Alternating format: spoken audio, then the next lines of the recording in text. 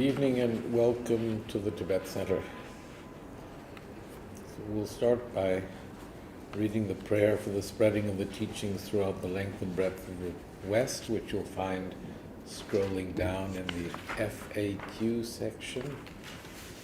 By the force of the blessings of the non-fallacious true precious gems, and of the truth of our pure selfless wishes, may the precious Buddhist teachings flourish and spread to the expanse of all areas throughout the length and breadth of the West. For all the people living there, together with their near ones, who have engaged in the teachings and have faith and respect for them, may all conditions adverse to their practice of the pure Dharma be dispelled, and an excellent collection of favorable conditions increase like the waxing moon. And especially for those who work on methods to accomplish the flourishing and spreading of the victorious one's teachings, which are the source of benefit and happiness, may they never be oppressed by masses of interference and adverse conditions, and may this spontaneously happen just as we have hoped and wished. Heart Sutra.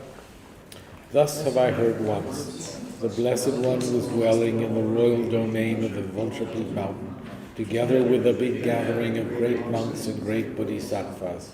At that time, the Blessed One entered the samadhi which examines the dharmas, called profound illumination. At the same time, noble Avalokiteshvara, the bodhisattva mahasattva, looking at the profound practice of transcendent knowledge, saw the five skandhas in their natural emptiness. Then, through the inspiration of the Buddha, Venerable Shariputra said to Avalokiteshvara, "How should those noble ones learn who wish to follow the profound practice of transcendent knowledge?" And Avalokiteshvara answered, "Venerable Shariputra, whoever wishes to follow the profound practice of transcendent knowledge should look at it like this, seeing the five skandhas in their natural emptiness. Form is empty, emptiness itself is form. Emptiness is not separate from form, form is not separate from emptiness. In the same way, feeling, discriminating awareness, compositional factors in consciousness are empty. Thus, all the dharmas are empty and have no characteristics. They are unborn and unceasing. They are not impure or pure. They neither decrease nor increase. Therefore, since there is emptiness, there is no form, no feeling, no discriminating awareness, no compositional factors, no consciousness, no eye, no ear, no nose, no tongue, no body, no mind, no appearance, no sound, no smell, no taste, no sensation, no objects of mind, no quality of sight, no quality of hearing, no quality of smelling, no quality of tasting, no quality of sensing, no quality of thought, no quality of mind and consciousness. There are no nidanas from ignorance to old age and death, nor their wearing out. There is no suffering, no cause of suffering, no ending of suffering, and no path, no wisdom, no attainment, no non-attainment. Therefore, since there is no attainment, the bodhisattvas abide by means of transcendent knowledge. And since there is no obscurity of mind, they have no fear. They transcend falsity and pass beyond the bounds of sorrow. All the Buddhas who dwell in the past, present, and future, by means of transcendent knowledge, fully and clearly awaken to unsurpassed, true, complete enlightenment. Therefore, the mantra of transcendent knowledge, the mantra of deep insight, the mantra of the unequal mantra, the mantra which calms all suffering should be known as truth, for there is no deception. In transcendent knowledge, the mantra is proclaimed, Tadyata Om Gate Gate Paragate Parasamgate Bodhisattva. O Shariputra, this is how a Bodhisattva Mahasattva should learn profound transcendent knowledge. Then the Blessed One arose from that samadhi, which praised the Bodhisattva Mahasattva Avalokiteshvara, saying, "Good, good, O son of noble family, profound transcendent knowledge should be practiced just as you have taught, and the Tathagatas will rejoice."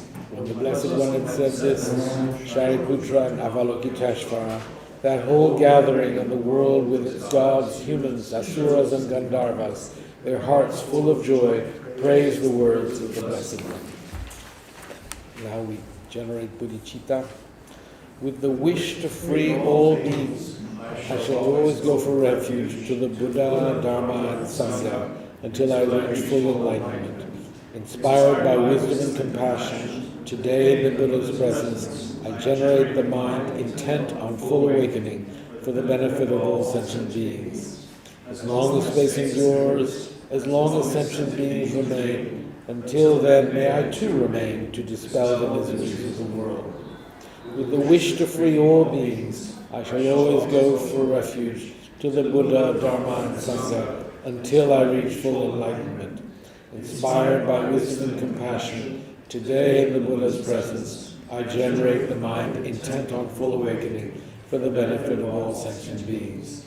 As long as space endures, as long as sentient beings remain, until then may I too remain to dispel the miseries of the world.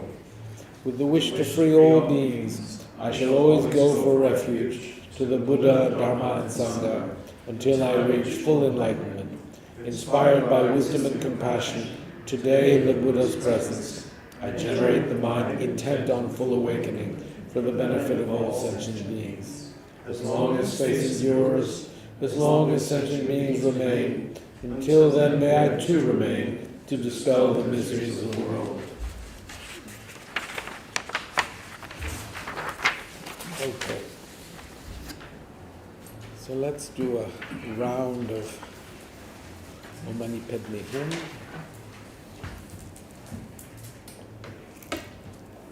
Thinking of removing the suffering of all sentient beings. Okay. Om Mani Padme Hum, Om Mani Padme Hum, Om Mani Padme Hum, Om Mani Padme Hum,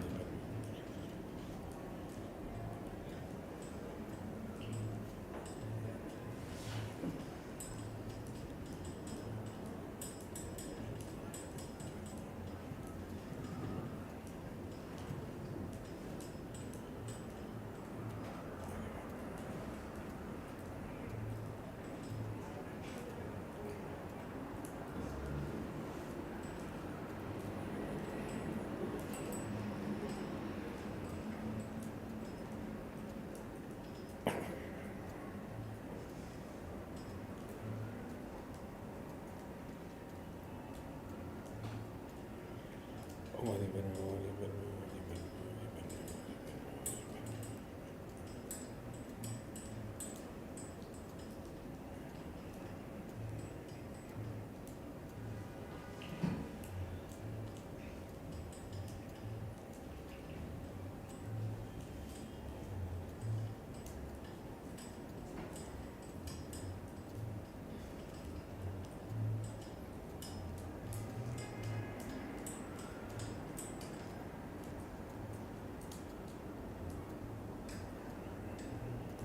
Om Mani Padme Hum.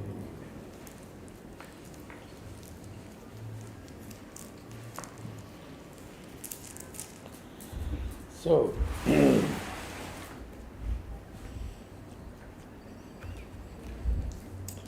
when I speak, apparently the people on this side, the sound goes, it takes longer for sound to go from this ear to the brain? What? If you're listening with your left ear, it has to transfer across to the right side of the brain in order to be processed. So that's less than a foot. It's sitting on the wrong side. It must happen pretty fast. Wait a minute. Your two ears are equidistant from where I'm speaking. Thank you.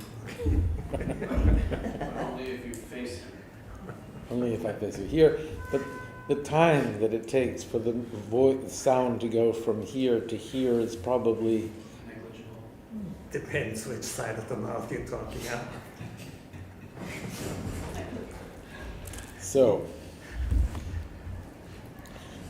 so. Does that mean that you hear what I'm saying before he does? Probably. Okay. Depends on your definition of here. Sorry? Depends on your definition of here. Here is right here. It just takes my brain less time to process it. That's impressive. My brain takes a long time to process Throw everything. in and out. I think age might have something to do Tom with is it. dyslexic, so it gets all jumbled in his. No. Good evening. Oh, gosh, a doctor. Good. We are discussing the amount of time it takes, whether time takes the same amount of time, sound takes the same amount of time to reach the brain from the left ear as it does from the right ear. This is outside my scope of practice. There you go. Sounds like a smart guy. Turn your head a little more this way. What did he say? He said he doesn't know. It's beyond his... Beyond my scope. Well, I'll hook you up with my audiologist. So, we have been discussing the afflictions, and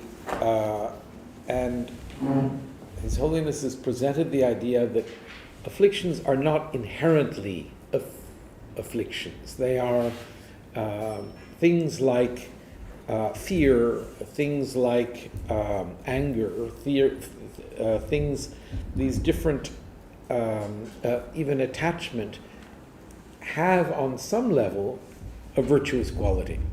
Do you remember what it is? Do you know?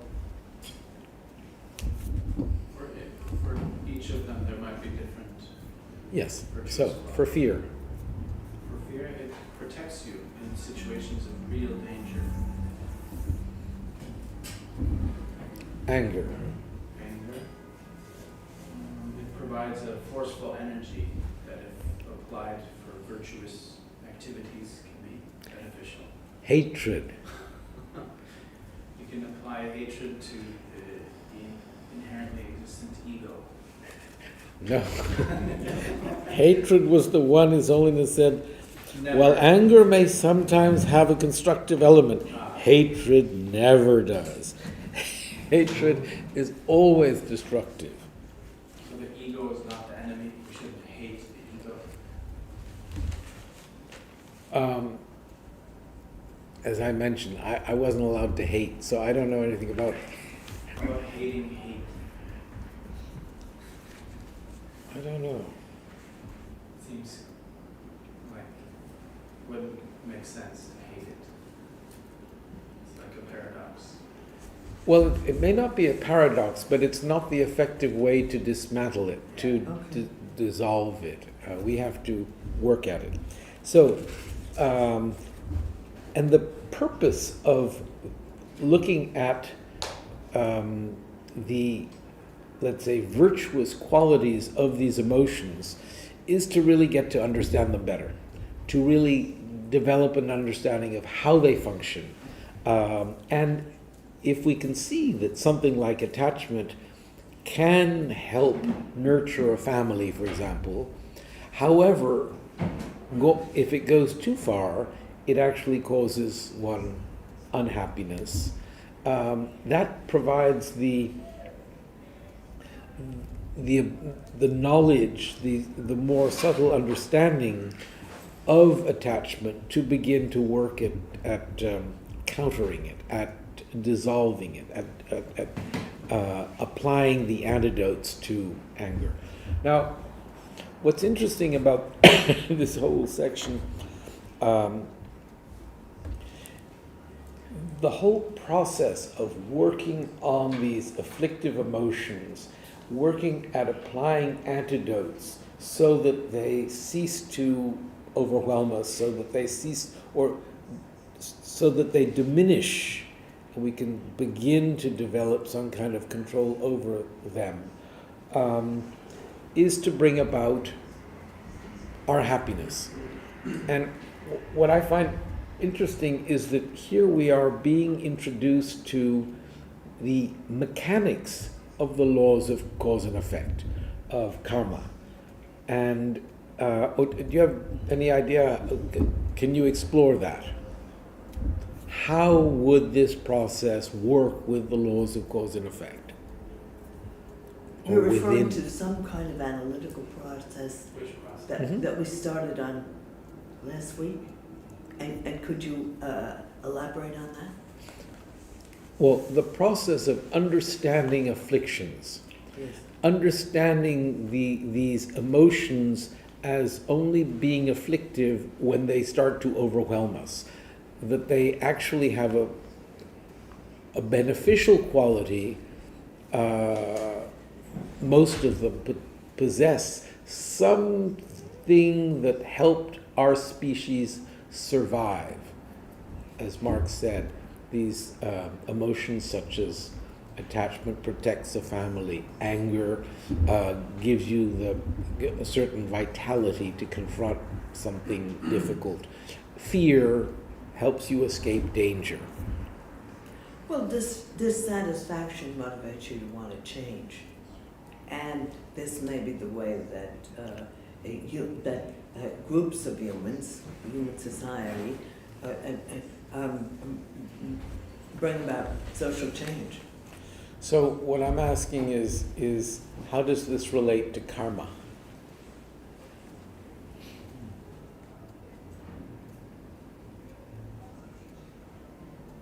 But we should not be too overly emotional. It has to do with the emotion. We should not be too emotionally influenced. So karma, we can call it the law of cause and effect. Okay. Karma meaning action, and what it's particularly pertaining to is our mental actions, and the mechanics of karma are said to be. We divide phenomena into three categories: the evident, the hidden, and the very hidden. The evident you can establish by means of your eye consciousness or hearing consciousness or whatever. You can establish these things directly. The hidden phenomena, you need to use some form of logic, and it can be if we see smoke, we can, even if we can't identify the smoke directly or identify a fire directly, we can. You still hear the sirens. we can infer from the sound of sirens that there is a problem someplace. Right. We don't see the problem. We aren't aware of what the problem is, but the inference is that no one is going to call the firemen unless there's a problem that they need help with. I'm not saying it's a fire, but it's something. I was cooking the other day, and a piece of meat, and I felt I needed protein. And suddenly the firemen were there. You use guanciale. Sorry? Guanciale. You use guanciale, Was and it caught on fire. No, there was no fire. There was just more smoke than our little smoke detector could handle. Should have been an artichoke. Should have made an artichoke. My vegetarian friend was not there that day. I was treating myself to some meat. I felt I needed it. I was nabbed. So it's not necessary that there is fire if there is smoke, but there is something when the fire alarm goes off, and there were the firemen. So they're hidden phenomena. They are established not by direct cognition, but by means of inference. And we've been discussing impermanence when we talked about emptiness. Emptiness is something that we can go through the logical steps to realize, but we can't identify it directly except by means of inference. We have to infer based on a sort of series of logical steps. Maybe impermanence is easier to grasp.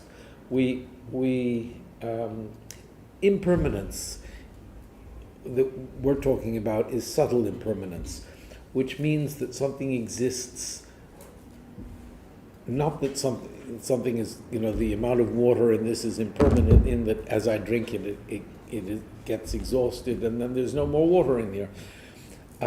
Not that. The fact that this bottle exists momentarily. In other words, the bottle that I bought, 45 minutes ago, is a different bottle than the bottle that sits here. The bottle exists momentarily, and there's a series of moments, each one leading to the next. Each moment of this bottle is the cause of the next moment of this bottle. Each moment of this bottle is the result of the prior moment. That momentary nature is the impermanence of the bottle. So it's not referring to the fact that the bottle is going to finish or it's going to disintegrate. It's talking about the fact that it exists in this momentary fashion. It exists within time, momentarily. Is this evident or hidden? This is hidden. Okay, hidden, all right. It's not something that you can see. It's not something. However, you can arrive at an actual inferential realization of impermanence by means of a syllogism, a logical, what would you call it, phrase that would lead you, if you can establish that the bottle is a product, it is produced, and if you can establish that anything that is produced is necessarily impermanent, you could establish that the bottle is impermanent. Yes. If you can establish that the bottle is momentary, exists in a momentary fashion, and that anything that is impermanent, is momentary. Anything that is momentary is impermanent. In this case, momentary is considered to be the definition of impermanence. You can establish that the bottle is impermanent. You establish the impermanence of the bottle by means of the sign. What do you call this? Ta is a reason. Reason. Of its being momentary. The momentary, establishing that the bottle is momentary, you can thereby establish that the bottle is impermanent. Now, this is not something that we're not talking about the mere logical understanding of it. A meditator would work at establishing that the bottle is momentary. And she would work for a long time to establish that momentary nature of the bottle. Really understanding what momentary means and seeing that the bottle meets that criterion. And would understand that anything that is momentary is necessarily impermanent. And then understanding that the bottle, being momentary, is impermanent. That bringing those elements together in the mind of a meditator, he or she would eventually arrive at a realization of the momentary nature, the impermanent nature of the bottle. Yeah. Is there anything that is very hidden about the bottle? No. So these aspects of the bottle, not that I know of, okay. except something like the primary cause. What brought the? So when we're talking about karma, when we're talking about cause and effect, Yes. that is beyond something that we can establish by means of logic or directly. We have to have a certain element of faith in someone who has proven himself or herself to have been truthful regarding other matters. And based on that, we develop, let's say, a wise faith in these subjects that are considered to be very hidden. Now, why do I bring all this up? The mechanics of diminishing our negative tendencies, indulging afflictive emotions, the process of working at applying antidotes to our afflictive emotions is a process of fiddling with the laws of cause and effect. Fiddling is the kind of thing that you're going to take issue with. I'm sticking to fiddling. I like it. Thank you.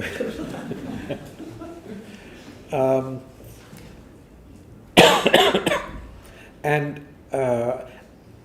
the way in which His Holiness presents these things here begins to show us a certain logical quality to working on ourselves at diminishing these tendencies that are within the realm of the very hidden. And I just wanted to bring that up. We are working at, if we have great attachment, as Mark said, attachment is something that helps us protect a family. It's something that brings a family about. It is essential for the existence of our human species, for example. However, it is also afflictive in that it can, in very little time, become insatiable and devour us and cause us great unhappiness. And it is that negative aspect of attachment that we have to actually work at. We have to actually work at applying logic, applying reasoning to begin to diminish that overwhelming tendency or quality of attachment, for example. So in a sense, that very hidden quality of karma is something that we are working at in a very tangible way and can, if we really exert effort, affect a positive result too. So that's What would the very hidden part of the attachment be? So I suppose that what is being referred to when talking about the fact that we cannot really identify specifically the causes that brought about, you have an attachment to Leica cameras. Okay.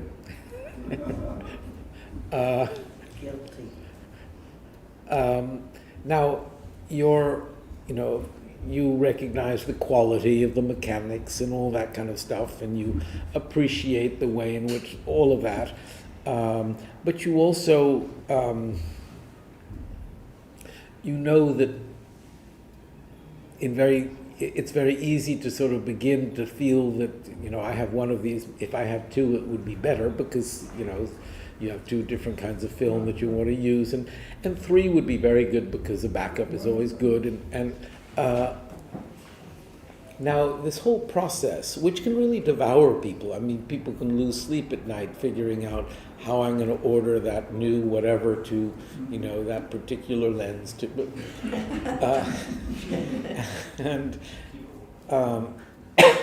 So the whole process that began when you first identified the quality of the Leica, and there was a cause to that. There was something that led you into that pursuit of quality that preceded that. And so to identify the beginning of that, that's the hidden aspect. To actually say it all started, in that lifetime back in, you were living in Wetzlar as a little Solms, maybe. Whatever it is. And then going back further to So that can't be identified. That can't In be. other words, going back perhaps before where my memory even works. Oh, we're going back many lifetimes. We're going back. Sorry for the skeptics here when we talk about karma. It can't start this life. Can't. I mean, we can see tendencies in this life, but whatever it is that causes us, whatever it is for which we merit to be human beings. I'm using the word merit. Deserve, I can also use, if you'll permit, are hard to identify. They're way back. And they have no beginning. I mean, if we, as we've discussed here before, consciousness, my ability to perceive, to know, to be aware, each moment of consciousness is caused by a prior moment of consciousness. An effect has to be caused by something possessing a similar quality or nature. And so consciousness, the elements that are necessary to bring about a moment of consciousness are a prior moment of consciousness. You can't bring in oil and vinegar or whatever, and it has to have the qualities of consciousness, of what you wish to effectuate. And it is this way that we would say that there cannot be a first moment of consciousness, because that would also necessitate a moment of consciousness. So all that we're talking about when we're talking about karma, when we're talking about past actions that cause a present situation or whatever, we're talking about these past actions, meaning particularly mental actions, motivations. They, and the what would you call it, the potency that then accompanies our mind stream to the sudden moment where you see a leica, recognize its quality, and develop that sort of wish for it. That process, that consciousness, and comes from the past, comes from the way past. Comes from a beginningless past. So it's within that context that we talk about karma, and it is within that context that we talk about the very hidden quality of karma. Do you have any questions? Does that... I have a question. Do you have a question? a nice question? A friendly question? As long as it's not a challenge. If it's a Challenge. Who would participation in a conversation. So there's the specific causes from who knows how many lifetimes ago are the very hidden things. But the fact of karmic causality generally that causes produce effects. We can have an inferential understanding of it. Is it right? I don't know. I really don't know. Can we have an inferential understanding of or realization of inferential causality? That our actions have effects. Oh, I don't think if I hit this, it falls. I know that if I hit this, my action will have an effect. That I can establish. But mental actions. Oh, I think we can. I know that when I get angry, I'm going to get frustrated, and there are all sorts of, we can identify, we know ourselves well enough to know that our mental actions have an effect on us. I guess what I'm after is if we want to invest in mind training like this, then we don't want, I mean, from my side, I wouldn't want to just have it be mere faith. So practice and see if you have results. So what and this is, I don't think that Mark has doubts about the effects of working on himself.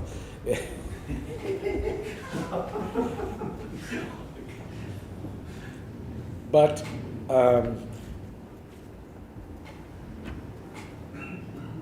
well, I think that we are all here to work on ourselves and to learn some of the techniques by which we can actually do so. And in this case, the technique is dependent on cause and effect.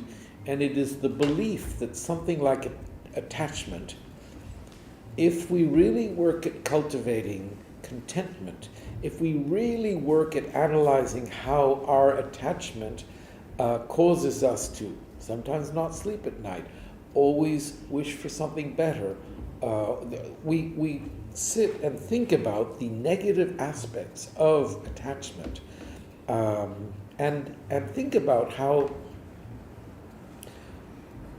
once we have possessed that which we are attached to, we have experiences throughout our lives. Very soon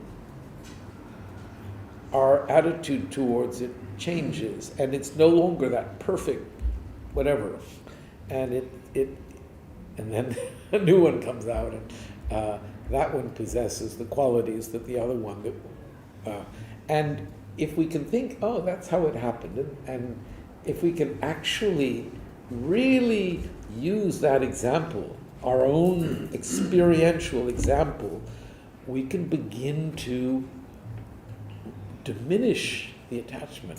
We can work at it.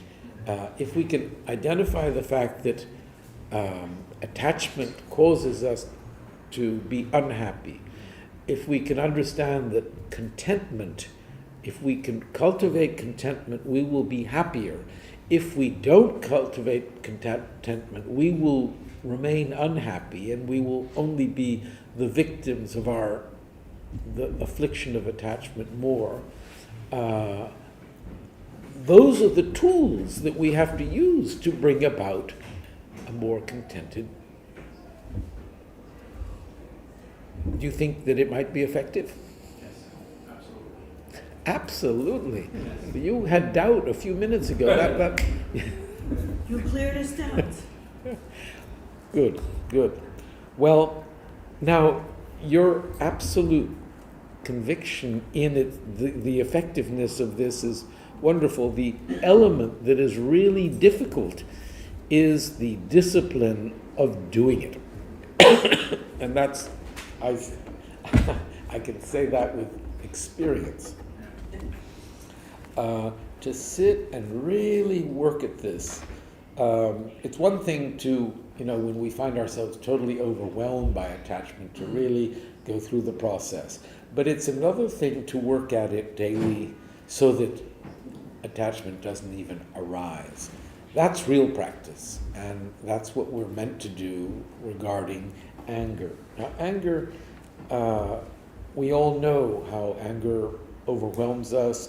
Anger causes us to make mistakes. Anger causes us to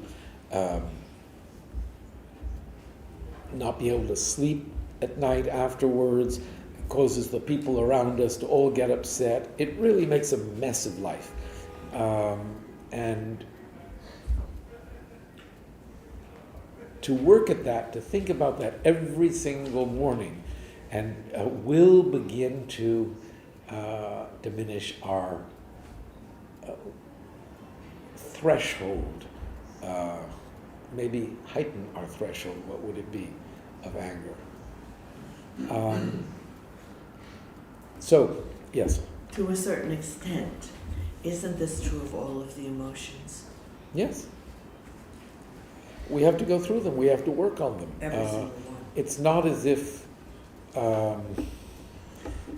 it's not as if they will just go away. We have to apply these antidotes, and that's what the meditative process is meant to be about. Now, there's all of these afflictive emotions, attachment and aversion and jealousy and pride, and all of them stem from a sense of self. At the core of them, if you wish, is a sense of the me that is proud, the me that is angry, the me that is jealous, the me that... there's always... it stems from me. And if we, as we're working on these afflictive emotions, also work towards identifying this me, looking for it among the parts, and begin to understand how this me doesn't actually exist, that will begin to diffuse our afflictions as well. And the real root cause of all the afflictions being this sense of self, and this self-cherishing, this self-grasping, if we can dissolve this sense of self, there will be no basis for the afflictions. I have I think an elementary question. In meditating on these afflictions, in meditating on these emotions and their antidotes, I'm like, does that go a little against meditation? Like, should I be sitting? I've always been trained and taught and conditioned that I should be sitting in meditation and not meditating on anything, right? I should be, not that my mind should be clear because it's relatively impossible, but I should be just at most observing my thoughts, intermittently with observing the breath. And so the idea of meditating on something, like I can set an intention at the beginning of a meditation and say, oh, this is what I'm going to meditate on, and then proceed to just try to watch my breath and observe my thoughts. So is that correct?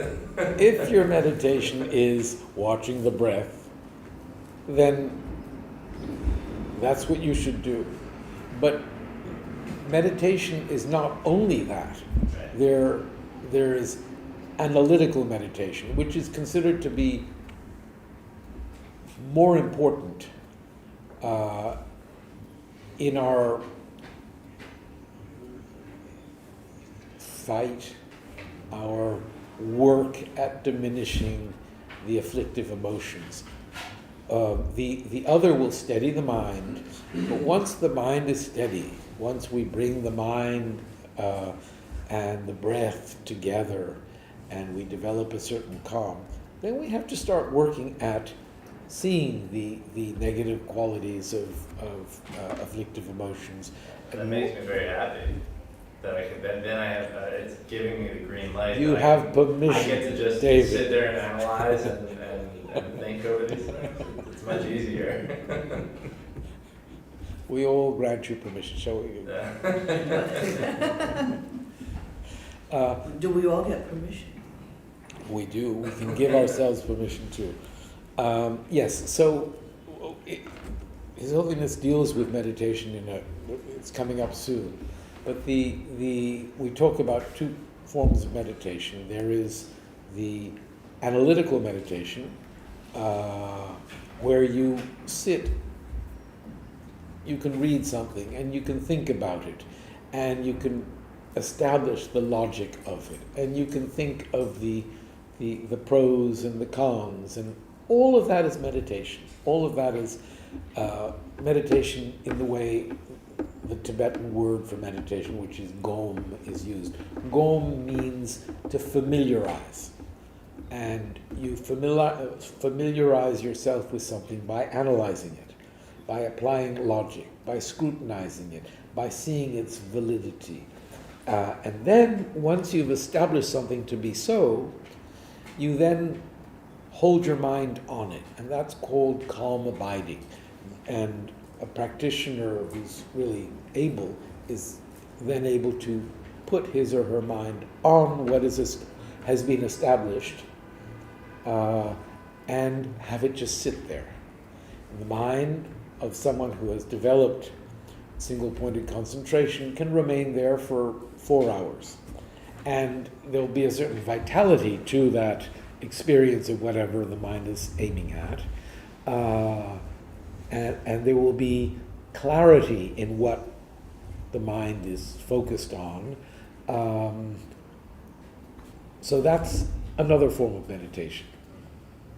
So when you're working at identifying the self and then realizing that there's no logical basis for our holding on to a sense of self, and you then arrive at the logical conclusion, which is that there is no self, and you aim the mind at that, and you remain focused on that, it is that way that you eventually develop a direct realization of the emptiness of self.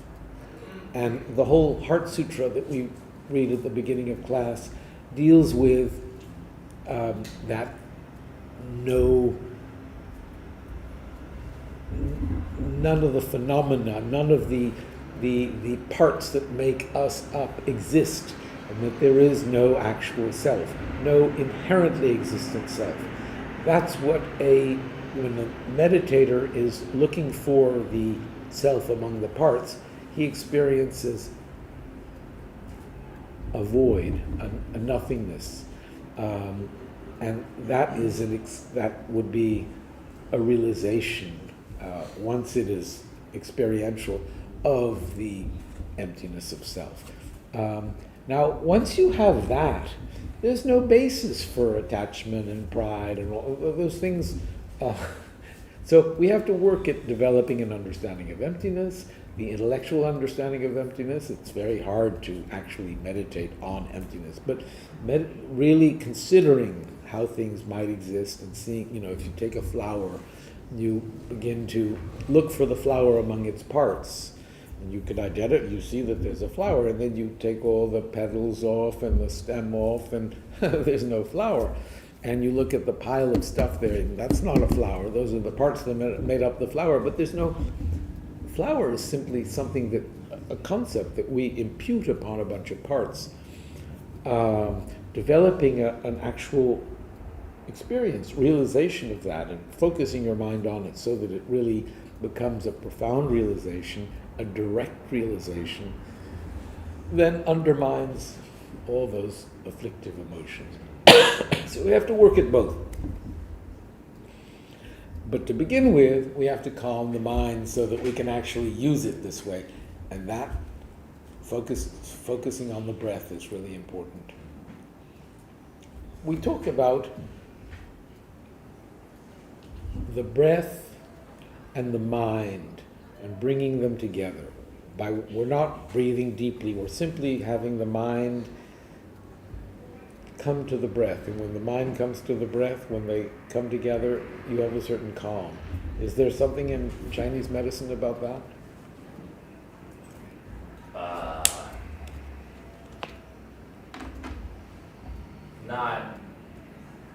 Not specifically or popularly, or I should say not directly or popularly known, except for that the breath is synonymous with the concept of qi, because the character of qi is that of sort of oxygen and gases.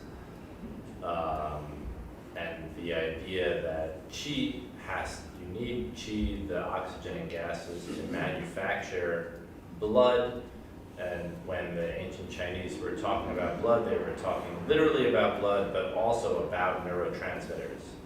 And so there's a saying in Chinese medicine that the emotions are stored in the blood. So when somebody is, psychologically disturbed in any way, it's considered a pathology of the blood, which can mean blood, but can mean neurotransmitters, can mean quote-unquote blood. That would connect the qi of the mind. And but what I have is- to dance around there. What's the Chinese word for blood? Shui. So qi and shui. Qi and shui, yeah. And there's feng shui too. Is that There's feng shui, yeah. That's wind. Yeah. different shui. Oh. Yeah, it's a different, the accent is different, yeah. So, we haven't gotten very far.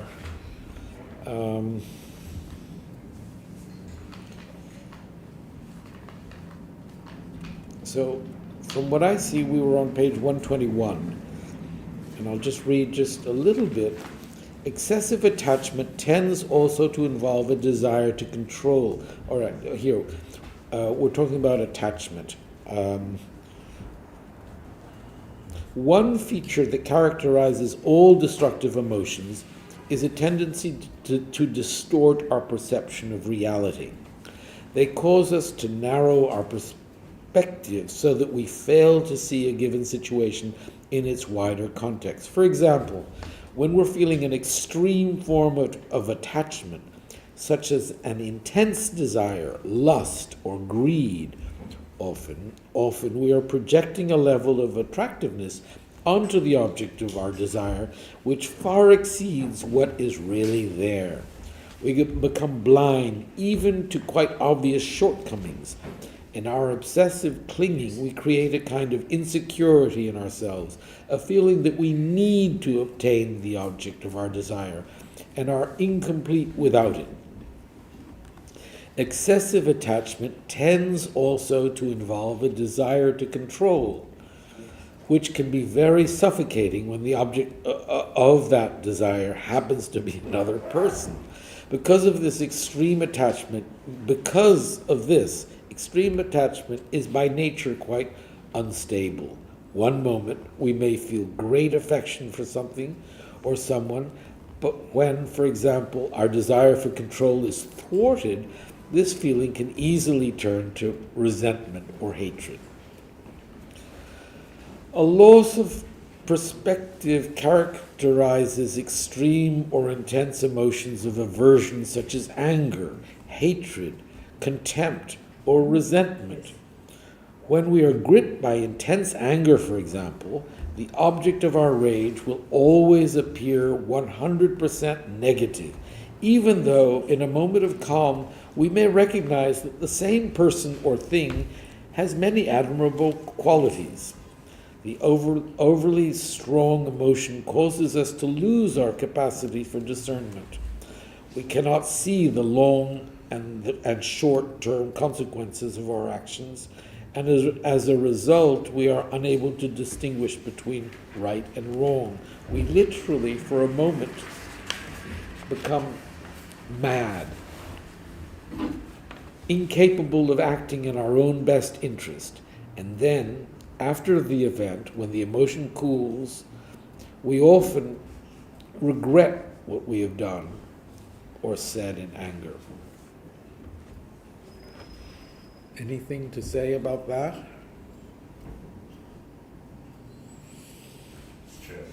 It's true. On a trip to Sweden some years ago, I had a lengthy conversation with a Dr. Aaron Beck, one of the founding fathers of cognitive behavior therapy, a major branch of modern physiotherapy, which has been quite effective in treating behavioral problems and depression. When we met, Dr. Beck was in his early 80s. It was very interesting to me how close many of his observations were to the insights of classical Buddhist psychology. For example, he said that in intense anger, almost 90% of the quality of repulsiveness we see in the object of our anger is an exaggeration and a projection. This is in close accord with the understanding found in classical Buddhist texts. The point about all these afflictive mental states is that in one way or another, they obscure our vision by clouding our capacity for discernment. They make us incapable of rational judgment, and thus, we might say, they steal our minds. Yes. So Dr. Beck attributes our perception of things when under the influence of anger to be 90% projected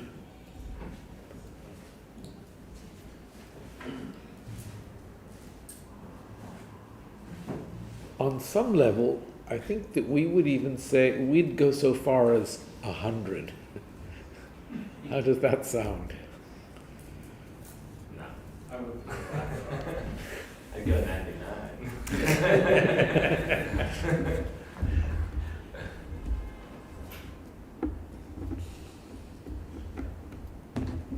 Well, to me, it sounds very much, this reminds me of some people that we read about quite a bit in the news.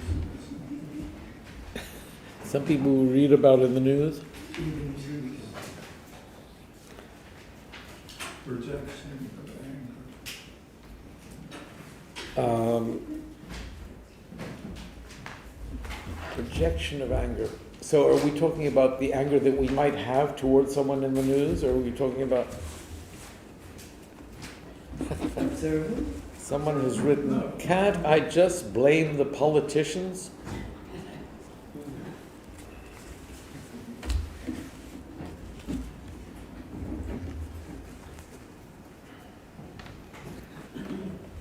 Is that what you're saying?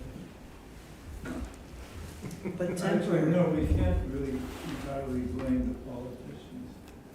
But I believe that some of the politicians exhibit this quality of,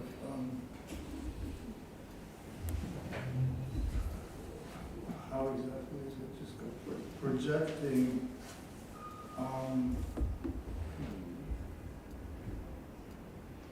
contempt.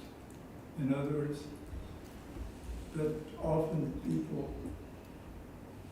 when they're guilty of something, then another person they point their fingers at another person. Yeah. So that's like, we call that a projection. So when I am guilty of something, I point my finger at the news. Is that the politicians? Is that? Well, yes, you could. But I think that's a kind of general. In other words, when we're upset about something or angry, then it's the fault of the other. Whether you're the politician or whether you're the helpless citizen.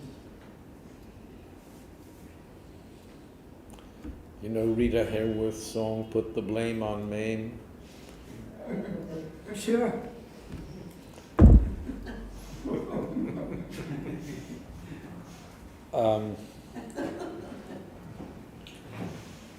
So I think that, Beck talks about 90%. You said 99%. I think it's something, this is the kind of thing that we can meditate on, thinking about how much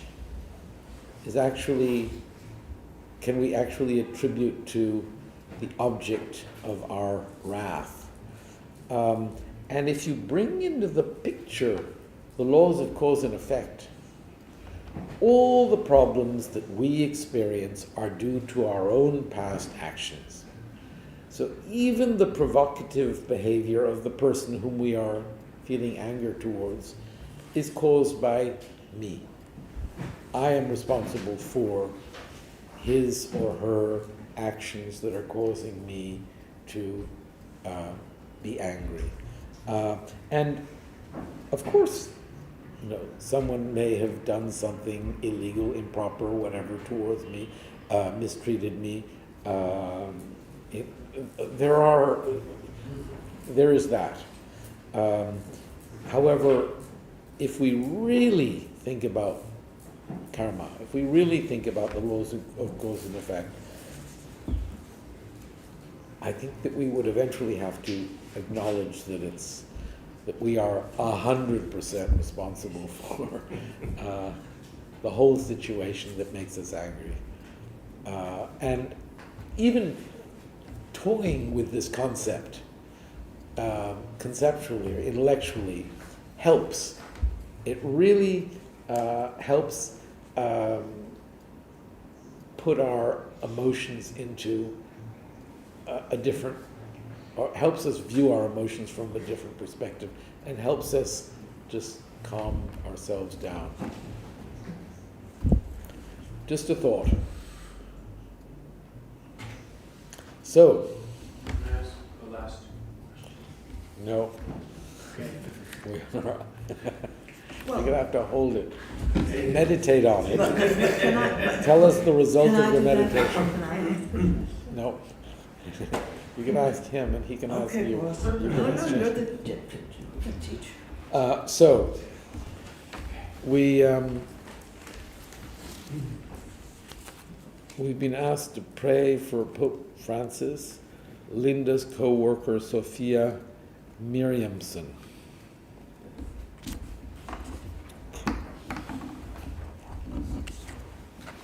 So we shall read the Sutra on the recollection of the Three Noble Truths, Three Noble Jewels.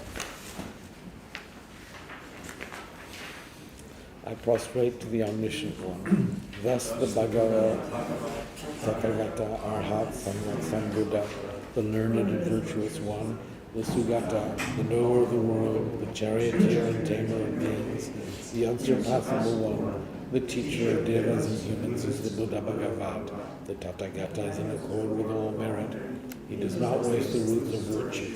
He's completely ornamented with all patience. He's the basis of the treasures of merit. He's adorned with the minor marks. He blossoms with the flowers of the major marks. His activity is timely and appropriate. Seeing him, he is without disharmony. He brings true joy to those who walk with faith. His knowledge cannot be overpowered. His strength cannot be challenged. He is the teacher of all sentient beings. He is the father of bodhisattvas.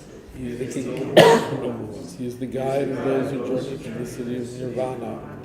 He possesses immeasurable wisdom. He possesses inconceivable confidence.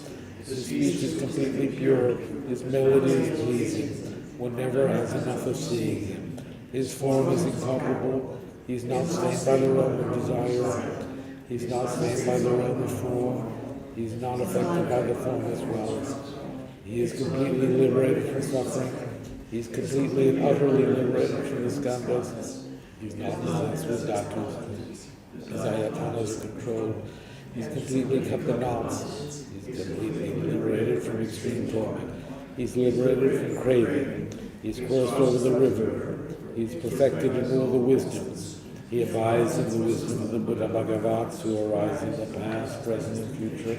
He does not abide in nirvana. He abides in the ultimate perfection. He dwells on the bhumi where he sees all sentient beings. All these are the perfect virtues of the greatness of Buddha Bhagavat. The Holy Dharma is good at the beginning, good in the middle, and good at the end. Its meaning is excellent. Its words are excellent. It is uncorrupted. It is completely perfect and completely pure. It completely purifies. The Bhagavat teaches the Dharma well. It brings complete vision. It is free of sickness. It is always timely. It directs one further. Seeing it fulfills its purpose. It brings discriminating insight for the wise. The Dharma which is taught by the Bhagavad is revealed properly in the Vinaya. It is renunciation. It causes one to arrive at perfect enlightenment. It is without contradiction. It is pithy. It is trustworthy and puts an end to the journey. As for the Sangha of the great Yana, they enter completely. They enter insightfully. They enter straightforwardly. They enter harmoniously. They are worthy of veneration with joined palms. They are worthy of receiving prostration. They are filled with glorious merit. They are completely capable of receiving all gifts. They are an object of generosity. They are a great object of complete generosity. The protector who possesses great kindness, the omniscient teacher, the basis of oceans of merit and virtue, I prostrate to the Tathagata. Pure, the cause of freedom from passion, virtuous, liberating from the lower realms. This alone is the supreme ultimate truth. I prostrate to the Dharma which is peace. Having been liberated, they show the path to liberation. They are fully dedicated to disciplines. They are a holy field of merit and possess virtue. I prostrate to the Sangha. I prostrate to the Buddha the leader. I prostrate to the Dharma the protector. I prostrate to the Sangha community. I prostrate respectfully and always to these three. The Buddha's virtues are inconceivable, the Dharma's virtues are inconceivable, the Sangha's virtues are inconceivable. Having faith in these inconceivables, therefore their fruitions are inconceivable. May they be born in a completely pure realm. Read the 8 verses on training the mind. With the determination to accomplish the highest welfare of all sentient beings who surpass even a wish-granting true, I will learn to hold them supremely dear. Whenever I associate with others, I will learn to think of myself as the lowest amongst all, and respectfully hold others to be supreme from the very depths of my heart. In all actions, I will learn to search into my mind, and as soon as a discerning emotion arises, endangering myself and others, I will firmly face and avert it. I will learn to cherish ill-natured beings and those oppressed by strong misdeeds and sufferings, as if I had found a precious treasure difficult to find. When others out of jealousy treat me badly, with abuse, slander, and so on, I will learn to take all loss and offer the victory to them. When the one whom I have benefited with great hope unreasonably hurts me very badly, I will learn to view that person as an excellent spiritual guide. In short, I will learn to offer to everyone without exception all help and happiness directly and indirectly, and respectfully take upon myself all harm and suffering among others. I will learn to keep all these practices undefiled by all the things of the world concerns, and by understanding all phenomena like be released from bondage and attachment. I have a prayer for a swift return of Dr. Chonglan Rinpoche. Exalted wisdom of all victors gathered in a drop, sole refuges manifest in the form of one wearing saffron robes, Guru Lobsang Tuwang Goje Chan, please bear witness here today that our prayers may be fulfilled. We beseech the great torch of doctrine, accomplishing from long ago the vast ways of aspirational prayers. Lord of speech and the victor of Lobsang's teachings, spreading them to the ends of the earth by means of explanation and practice. The holy commitment, I will invite all beings to be my guests in unsurpassed great awakening, yet you have withdrawn the activities of the form body that serves the welfare of others. Is that worthy of the supreme among beings, the Bodhisattvas? Though impossible for you till existence end, to abandon your commitment to liberate all beings, we beseech the new son of Nirmanakaya to swiftly return from the realm of Dharmakaya, brought forth by Bodhicitta, born by 7 steeds. Having reached the far limits of scholarship, religious life, and goodness, please come swiftly as an unrivaled supreme emanation, full wholly of the sage's teachings, and which fulfilling true, return as the glory of Lobsang Temple. Magnificent truth of the 3 precious jewels, Mahakala, Ramayama, Srimati Devi, and the ocean of Dharma protectors, may you spontaneously fulfill our wish, the swift blossoming of being accomplished the fresh moonlight face. Thank you. We will have class on Wednesday in South Orange, 7 o'clock, 502 North Ridgewood Road, South Orange, New Jersey.